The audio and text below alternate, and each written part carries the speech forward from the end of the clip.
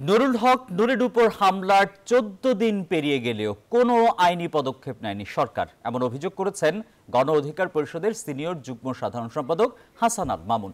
বৃহস্পতিবার Dhaka medical college হাসপাতালে সংবাদ সম্মেলনে এই কথা জানান তিনি। বলেন, এখনো পুরোপুরি সুস্থ নন নুরুল হক নূর, তার উন্নত চিকিৎসা নিয়ে অবহেলা করা হচ্ছে। সরকারের ঘোষণার পরও বিদেশে চিকিৎসার বিষয়ে দৃশ্যমান কোনো পদক্ষেপ দেখা যাচ্ছে না বলেও অভিযোগ করেন তিনি। বলা হয়েছিল যে নুরুল হক নূরের সার্বিক যে স্বাস্থ্যের পরিস্থিতি, সেই বিবেচনায় তাকে দেশের বাইরে নেওয়ার জন্য সরকার পদক্ষেপ গ্রহণ করবে।